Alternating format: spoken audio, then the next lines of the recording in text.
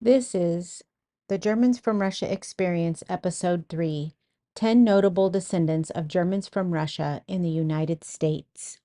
Welcome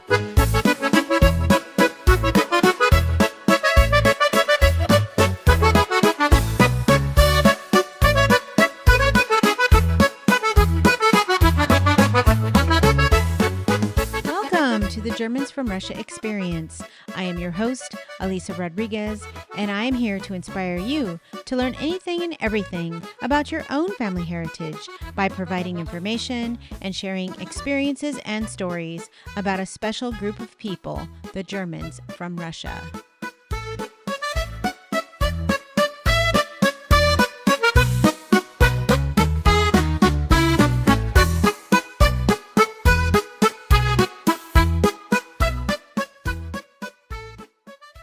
Hello, everyone. I am so excited to be here today to tell you about some very interesting people that have Germans from Russia roots and have done some special things. Those who have passed on have left incredible legacies, and I'm sure you will recognize most of their names. I had so much fun doing research for this episode. I used Wikipedia, Find a Grave, along with Ancestry, where I even found their families on census records, immigration and ship records, and other special things. All sources can be found in the show notes. Okay, so let's start with a name that you are sure to know. If you are over 40 years old, that is, Lawrence Welk. He was an accordionist, a band leader, and television impresario. Lawrence was born in Strasburg, North Dakota, on March 11th, 1903. He was the sixth born of 8 children to Ludwig Welk and Christina Schwamm. His parents were both from Odessa in the Russian Empire, which is now Ukraine. The Welks were Black Sea Germans. They immigrated to the United States in 1892. They followed the Roman Catholic faith. His father's grandparents, Moritz and Magdalena Welk, emigrated from Germophone, Alsace-Lorraine, which was a German-speaking area in France, to the Black Sea area in 1808. When his parents immigrated in 1892, they established a homestead in Strasburg. The first winter was extremely cold in North Dakota. Their first shelter was an upturned wagon covered in sod. That homestead is now a state historical site and museum, with exhibits honoring the Welk family and the birthplace of this famous band leader. Lawrence went to school until the 4th grade. Then he worked on the family farm full time. He had aspirations to play music. He saw an advertisement for an accordion. It was $400. That is over $6,000 today.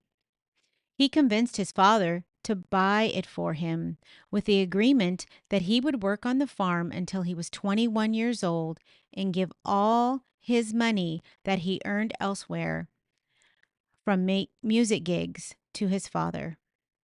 As soon as he had his 21st birthday, he left the farm to pursue music full time.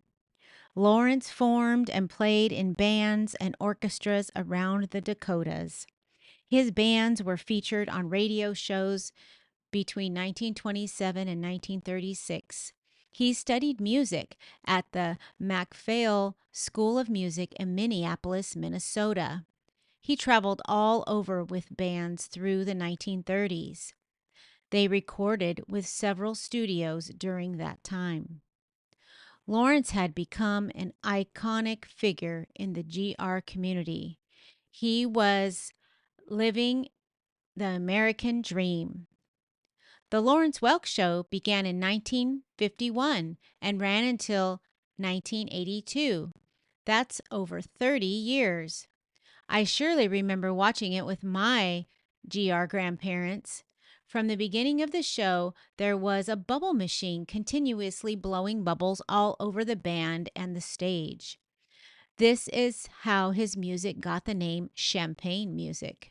Interestingly, the soap bubbles were causing problems for the musical instruments. So after just a few times, the soap was traded for glycerin. The bubbles ended up being too much for the whole show. So after a year of continuous bubbles, it was decided to just have the bubbles at the intro and the end of the show.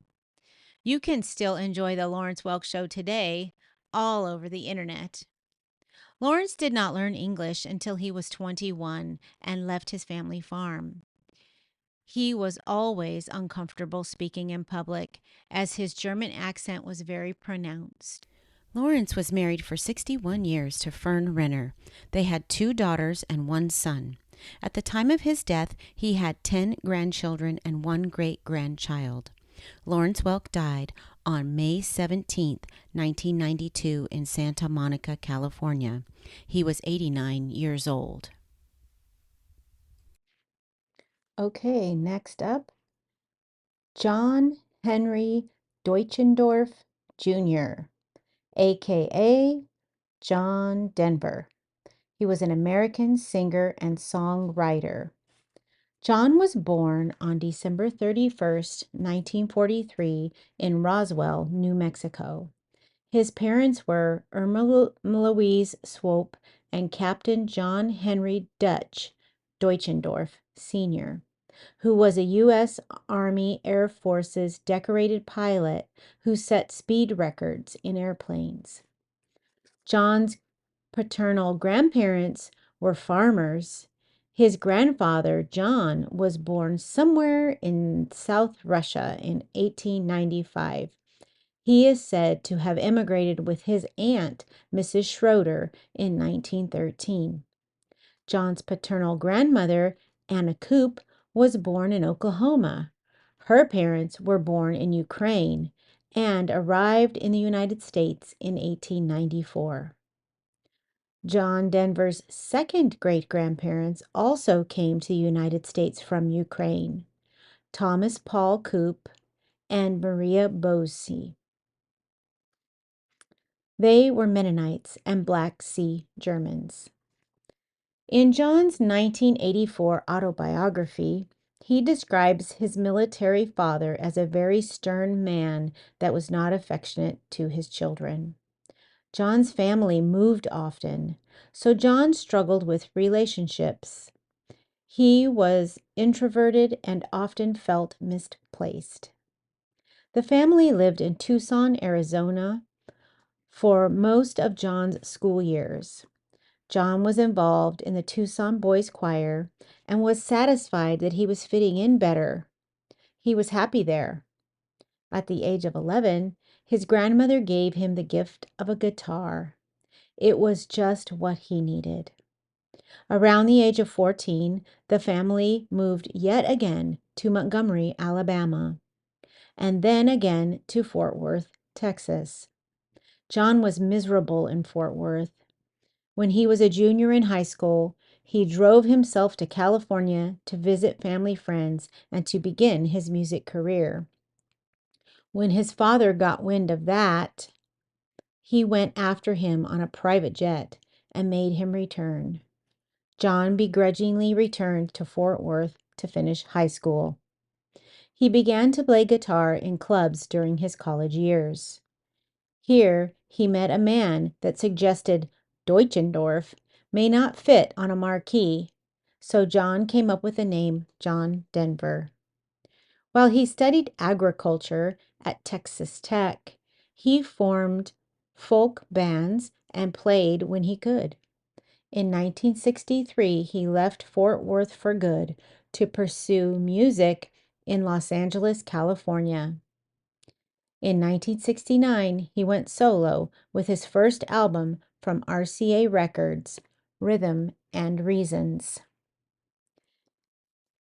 He not only wrote songs for himself, but he wrote songs for others. One song he wrote that became a #1 hit was "Leavin' on a Jet Plane," performed by Peter, Paul, and Mary. He toured and hits continued, such as Take Me Home, Country Roads, Rocky Mountain High, and Sunshine on My Shoulders, to name a few of my favorites.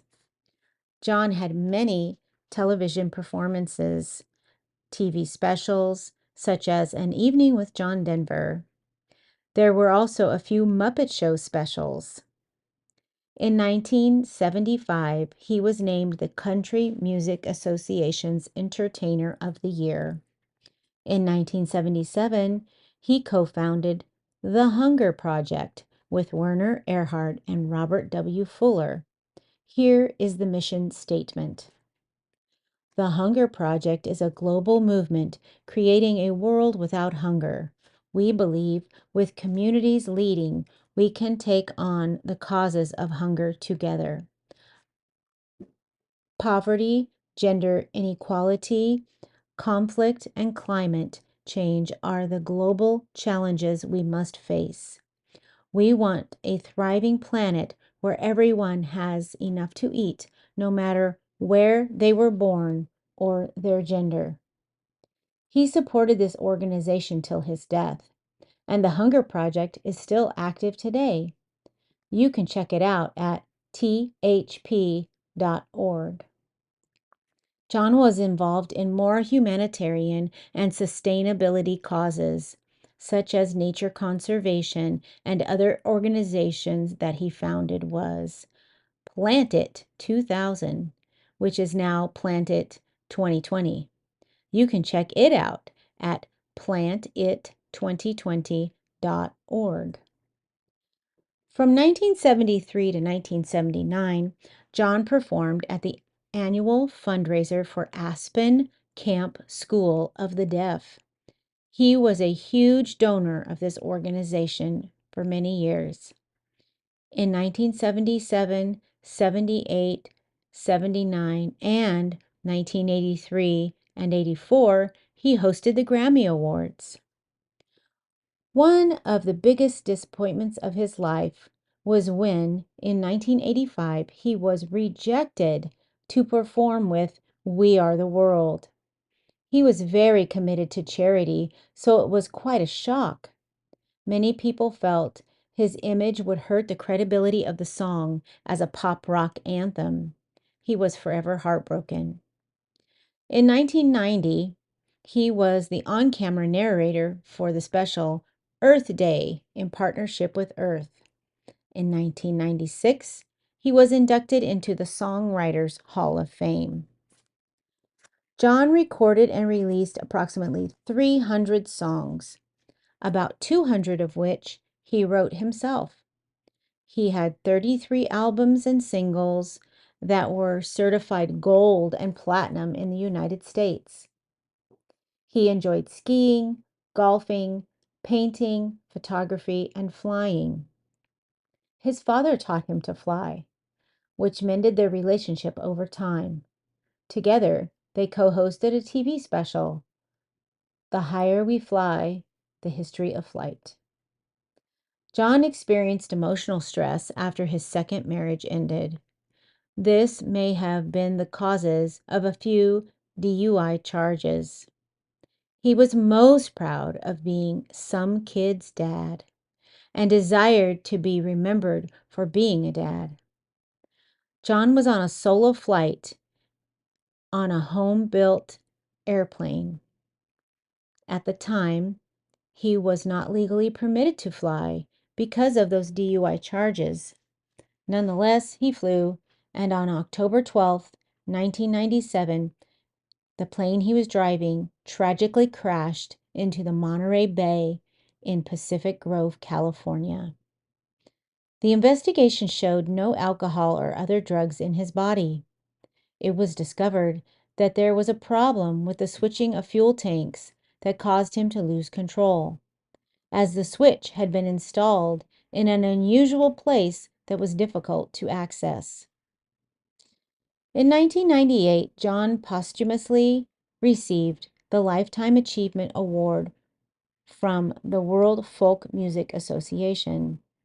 In 2000, CBS presented the television film Take Me Home, Country Roads, loosely based on his writings.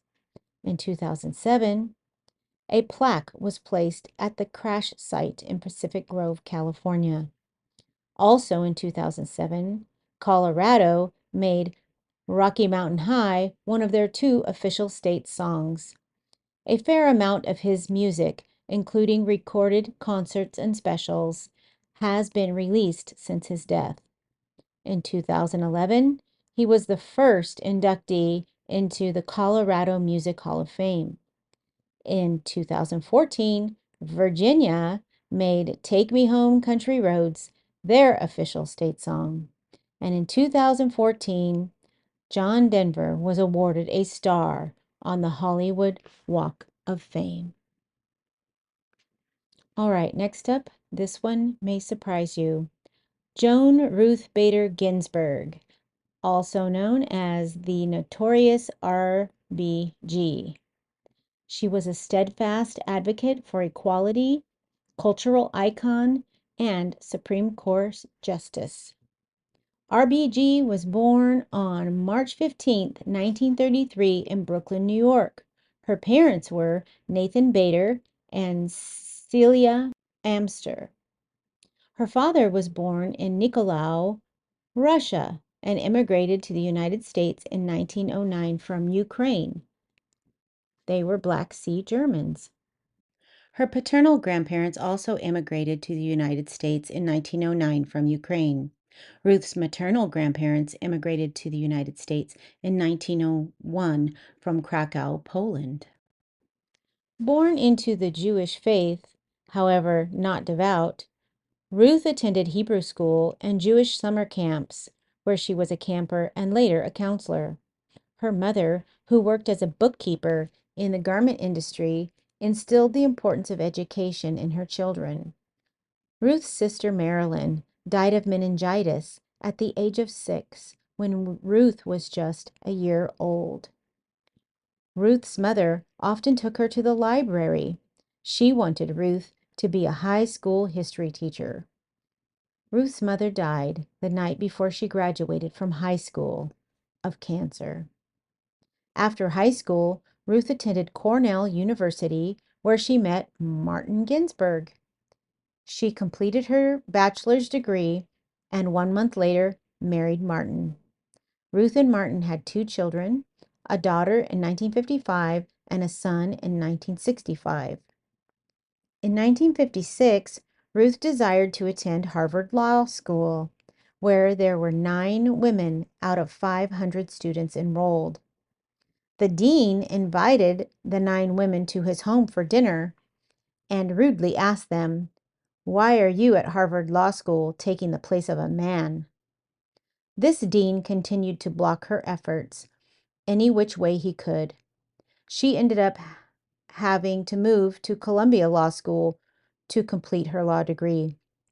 There, she was the first woman to be on 2 major law reviews.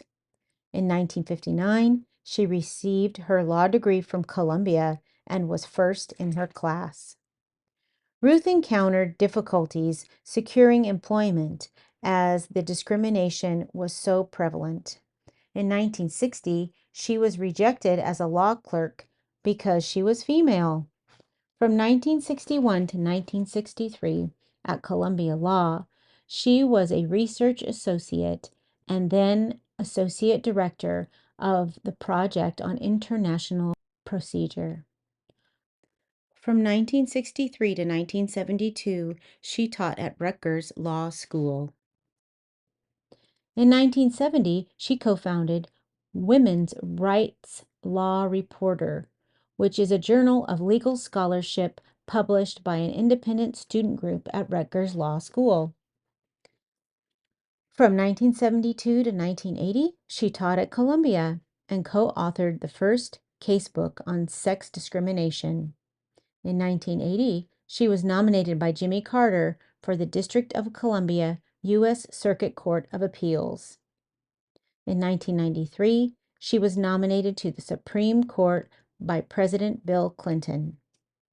Overriding topics included gender discrimination, abortion rights, religious freedom, search and seizure, international law, voting rights and affirmative action, Native American and Americans with Disabilities policies. Ruth endured 5 bouts of cancer. The first in 1999 was colon cancer. Then in 2009, it was pancreatic cancer. Ruth had a remarkable collection of jabots, those lace collars that she had collected from around the world. She wore different ones for different occasions. Her favorite one was woven with white beads that was from Cape Town, South Africa. In 2002, Ruth was inducted into the National Women's Hall of Fame. This is one of many, many, many awards she received over the years. Ruth was a lifelong loyal advocate for gender equality and women's rights. She steadfastly served on the Supreme Court while going through cancer treatments. Her determination was astounding. She served on the court for 27 years. She became a pop culture icon and was celebrated for her fiery dissents. She has been immortalized in fashion, memes, toys, and other ways.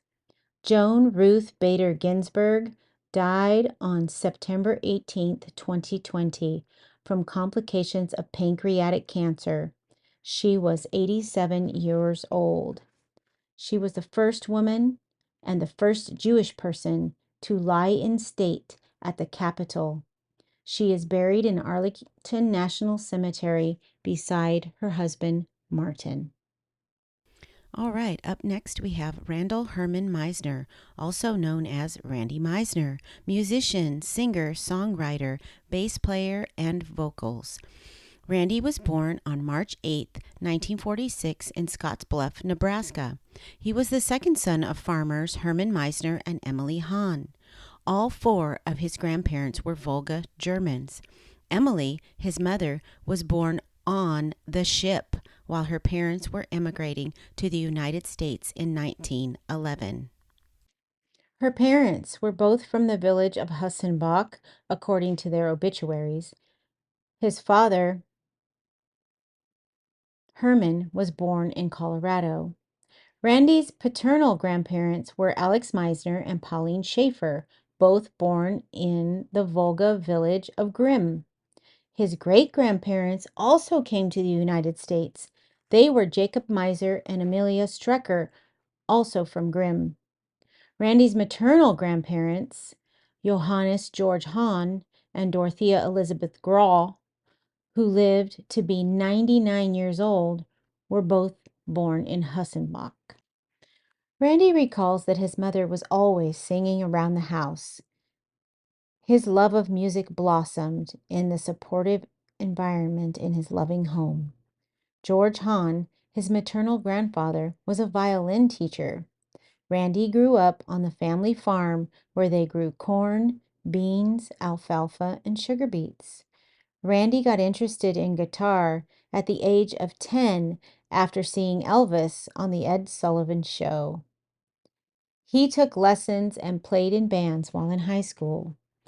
One of his music teachers told him to try the bass guitar, and he loved it. He was inspired by R&B and Motown. He did not learn to read music, but had a great memory and played by sound.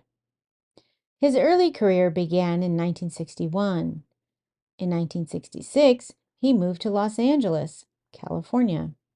In 1968 to 1970, he was in the band Paco. In 1971, he was a founding member of the Eagles, one of the most iconic rock bands of all time. His songwriting skills contributed to the band's growing stockpile of hits and anthems, many, many hits. One signature tune, Take It to the Limit, showed off Randy's vocal range and emotional delivery. Other memorable songs of the Eagles include One of These Nights and Hotel California, which solidified the Eagles into the stratosphere of rock history. He left the Eagles in 1977 due to pressures of fame and the tensions of the band. Then, from 78 to 2020, he embarked on a solo career in the rock country's genre. Randy was married twice, first from 1963 to 1981 to Jennifer Lee Barton. They had 3 children. Next, from 1996 to 2016 to Lana Ray, who died tragically of an accidental gunshot in her home. Randy never stopped making music and playing music. He even reunited with bandmates and also continued performing solo. He suffered health struggles. However, he continued to connect with fans until his death. He is a legend that will live on forever in his music. Randy died on July 26, 2023, in Los Angeles, California, from complications of COPD, chronic obstructive pulmonary disease. He was 77. Up next, Angeline Brown, aka Angie Dickinson, was a prolific actress. She was born in Culm, North Dakota on September 30th, 1931, to Leo Henry Brown and Frederica Herr. Angie's paternal grandparents were from Germany. Her maternal grandparents were born in Bessarabia, South Russia, or Ukraine, and immigrated in 1910 to the United States. They were Black Sea Germans. Angie's father was a newspaper publisher and editor. She was raised in the Roman Catholic faith. At an early age, she fell in love with movies. In 1942, when she was 10 years old, her family moved to Burbank, California. She graduated from high school at 15 years old. She attended Immaculate Heart College and then Glendale College, where she earned a business degree in 1954. She intended to be a writer. In 1952, she had married Gene Dickinson, who was a football player. They were married just 4 years. When they separated in 1956, she kept the name Dickinson. She enjoyed a magnificent career in television and film, which began in 1954. She was on many, many shows. In 1959, she won the Golden Globe for Most Promising Newcomer for the film Rio Bravo. From 1965 to 1981, she was married to the composer Burt Bacharach. They had one daughter they named Nikki in 1966. Nikki had significant special needs. Angie cared for her every moment and did not want to leave her side. An evaluation determined that Nikki had Asperger's syndrome, which is a form of autism spectrum disorder. It is a developmental disorder. Young people with Asperger's syndrome may have a hard time relating to others socially, have repetitive behavior patterns, and a narrow range of interests. Nikki died by suicide at the age of 40. Angie has been most known for her role as Sergeant Pepper Anderson in the TV show Policewoman, which ran for 4 seasons from 1974 to 1978. Angie was nominated every year for a Golden Globe Award and won Best Actress in 1974. She had 3 Emmy nominations in 1975, 76, and 77. In 1980, she won a Saturn Award for Best Actress in Dressed to Kill. She got her star on the Hollywood Walk of Fame in 1987. She continued to act in television into the early 2000s. Just last year, she revealed that she and Frank Sinatra had an on and off relationship for over 20 years, and that he was the absolute love of her life. Angie is still living in Los Angeles today. She is 93 years old.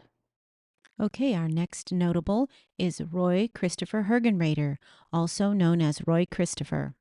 Was an art director, production designer in Hollywood, California. Roy was born on December 27, 1935 in Fresno, California. His parents were Roy Albert Hergenroeder and Marie Christina Pascoe. Roy's grandparents, Heinrich Hergenroeder and Maria Christina Schmidt, were from the village of Kukas and arrived in the United States between 1895 and 1899. Different sources had different dates for their arrival. They first went to Nebraska and then to Fresno. His father was a rancher growing grapes for raisins. He was raised in the Lutheran faith. He graduated from California State University, Fresno, in 1957 with a degree in fine arts. He desired to work in television and film. He was incredibly artistic and had a keen eye for design. So he went to Los Angeles. In the early 1960s, he worked as a set designer at Valley Music Theater in Woodland Hills, Southern California. There, he met a man named Dino Paul Crosetti, aka Dean Martin, who advised Roy to change his name and drop the Hergenroeder. So he was now known as Roy Christopher. In 1970, Roy became an art director on the television show called The Name of the Game.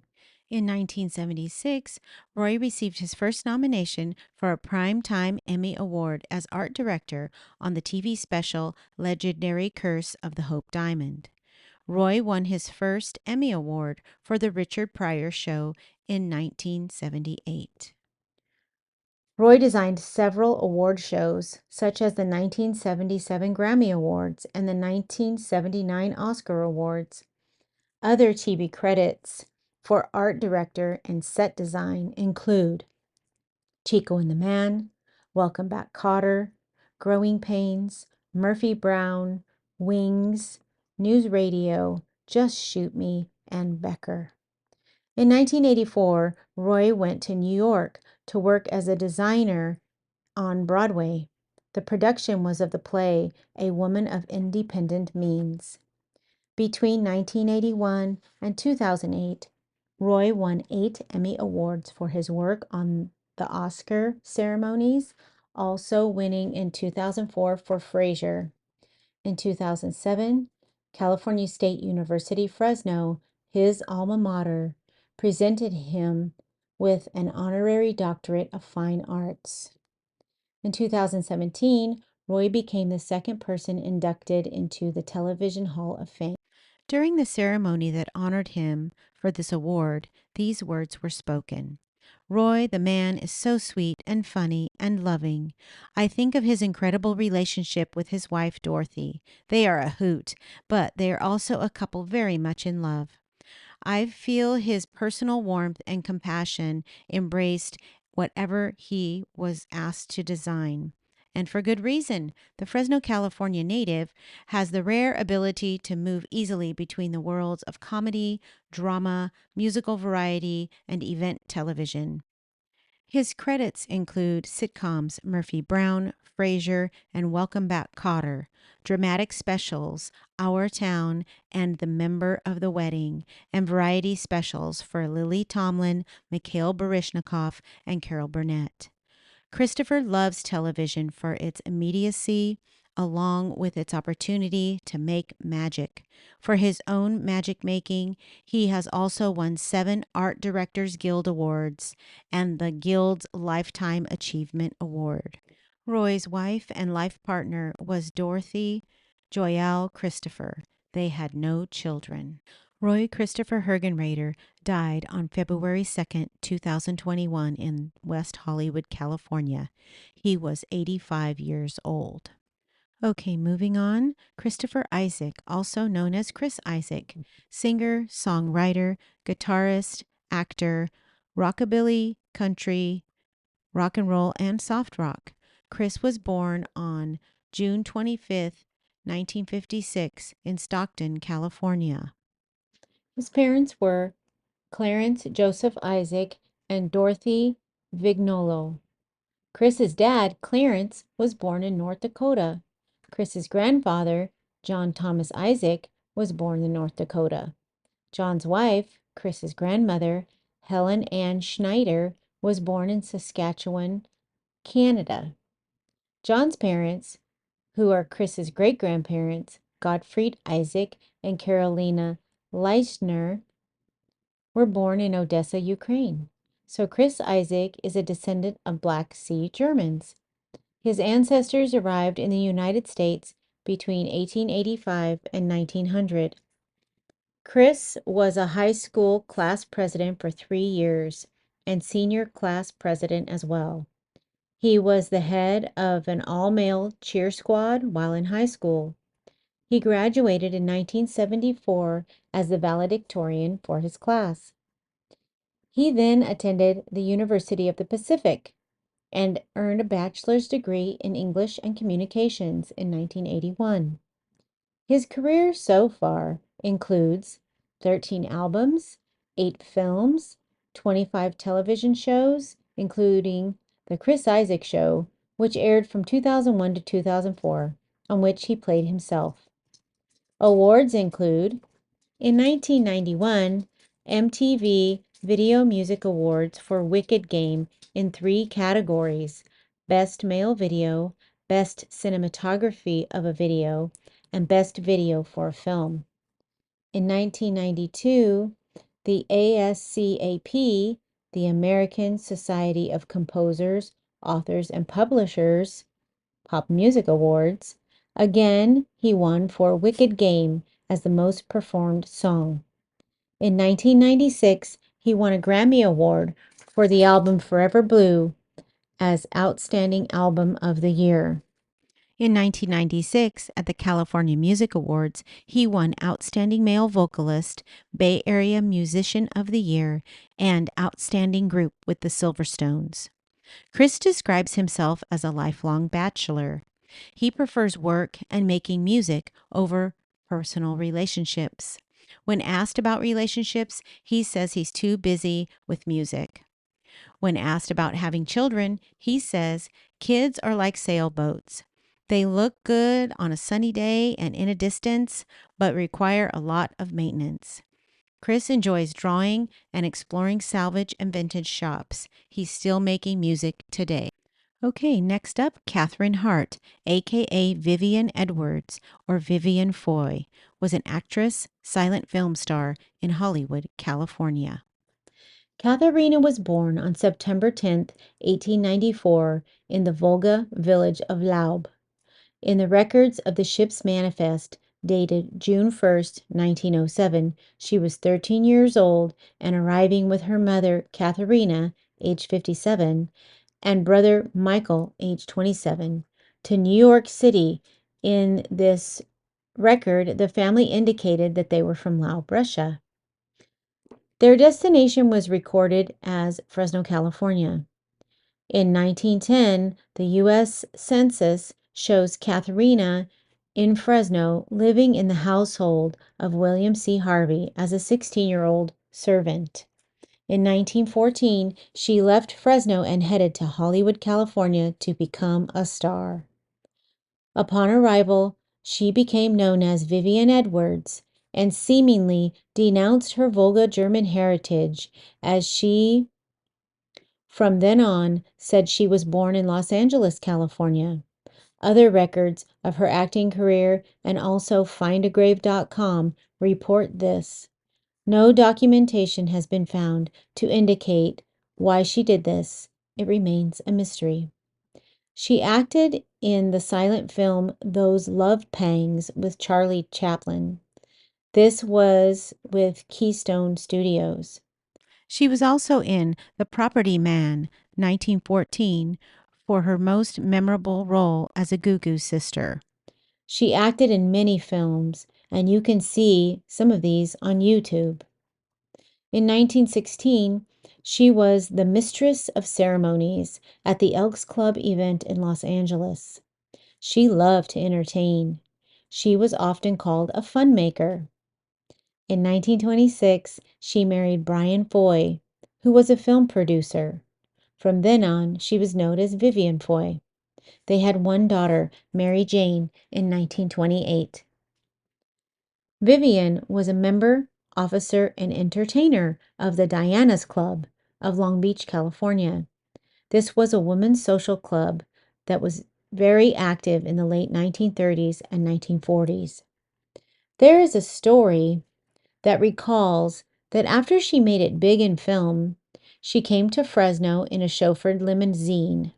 She brought very nice presents for all of her family members and told them that they would never see her again. She left and never saw her family again. Vivian is credited in 57 silent films. Vivian died on December 4th, 1949, in Los Angeles, California. No cause of death was documented. She was 55 years old. Okay, I have two more for you. Emma Schwabenland Haynes. Emma was born on February 2nd, 1907, in Portland, Oregon. Her parents were Reverend Johann Conrad Schwabenland and Dora Miller. Pastor Schwabenland was from the village of Straub and immigrated in 1891. He served German congregational churches in North Dakota, Washington, Oregon, California, and Colorado between the years of 1898 and 1939. Emma's mother, Dora Miller, was from the village of Norca and emigrated with her parents and other family in 1887. Emma attended high school in Colorado, then attended the University of Colorado with honors in 1927. Emma continued her education to pursue a master's degree. She completed her thesis in 1929. It is entitled German Russians on the Volga and in the United States. This thesis and her History of the Volga Relief Society, written in 1941, are proof of her long interest in her heritage. In 1929, she began teaching in Redfield, South Dakota. In 1930 and 31, she attended the University of Breslau in Germany on an exchange program. She later taught in Michigan City, Indiana. After World War II, she served as a translator and interpreter in Germany during the Nuremberg trials. While there, she met her husband, Tom Haynes, a Chicago reporter. They married in 1948 in the United States, then went back to Europe for 28 years. They worked in Italy, Austria, Germany, and other places. Tom was employed in the legal department of the U.S. Army. Emma worked on research of her own family and movements of Volga German people since leaving the Volga region. Emma was deeply involved in the American Historical Society of Germans from Russia in America and Canada from its inception, and abroad as a charter member of the International Board of the American Historical Society of Germans from Russia, serving from 1968 to 1983 as a representative in Germany. Emma was known as an expert in all things Germans from Russia, including the history, culture, and family life. Emma and Tom returned to the United States in 1976 to live in Arlington, Virginia. She never stopped helping others with their family research. In 1984, they moved to Ventura, California. Emma wrote many papers, articles, and journals. She had an extensive personal library. She donated a huge collection of books and papers, even original manuscripts, to the American Historical Society of Germans from Russia. At the Heritage Center in Lincoln, Nebraska, there is a library known as the Emma S. Haynes Library. Emma died on December 28, 1984, in Ventura, California. She was 77 years old. All right, last but not least, very fascinating person here, Phyllis Freilich Steinbach. She was a deaf community advocate and Tony Award-winning actress. Phyllis was born on February 29, 1944, in Devils Lake, North Dakota. She was the oldest of 9 siblings born to Philip Freilich and Esther Doctor. Both of her parents were deaf. They met at the North Dakota School of the Deaf. Phyllis's paternal grandparents arrived in the United States in 1902 from Odessa, Ukraine, and her maternal grandparents arrived in the United States from Ukraine in about 1910. Phyllis also attended North Dakota School for the Deaf, as she was also deaf. She then attended Gallaudet University in Washington, D.C., and earned a degree in library science. While at Gallaudet, Phyllis participated in theater and enjoyed it greatly. She then joined the National Theater of the Deaf in Washington, D.C. In 1980, she was in a little play on Broadway by Mark Medoff. It was specifically written for her, based partially on her relationship with her husband, Robert Steinbach. You may have heard of this play when it was made into a movie starring Marlee Matlin. Yes, Children of a Lesser God. In the 1980 Tony Awards, Children of a Lesser God won Best Play, Phyllis won Best Actress, and her co-star, John Rubinstein, won Best Actor. So Phyllis became the first deaf person to win a Tony Award. Phyllis acted in several other plays on Broadway, TV, and film. Her acting career spanned the years 1970 to 2011. She was a steadfast and lifelong supporter of the National Association of the Deaf, in which she contributed in many ways, helping to elevate visibility of the culture of the deaf throughout her life. Phyllis died on April 10, 2014, in Temple City, California, of progressive supranuclear palsy, a rare degenerative neurological disease for which there are no treatments. She was 70 years old. So there you have it. I hope you enjoyed the 10 notables that I chose for this episode. I really enjoyed researching these people. And in our show notes, you will find all of the links to the places where I found the information.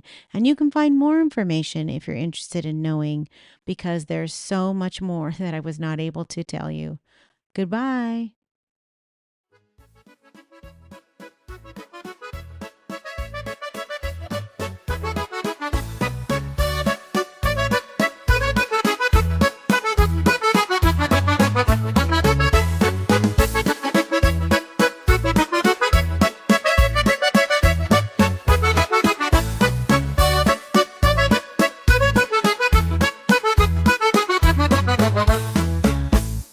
Thank you for listening to the Germans from Russia experience. I hope that something you heard today will inspire you to learn anything and everything you can about your own ancestors. If you like what you heard, please leave a review, like, and share this podcast. You can comment directly by emailing us at thegermansfromrussiaexp@gmail.com and like and share our page on Facebook, the Germans from Russia Experience Podcast. Please see our show notes for sources and website suggestions to begin or continue your discovery of your Germans from Russia roots. My podcast artwork is by Matt Wall. My producer is Annie Anderson.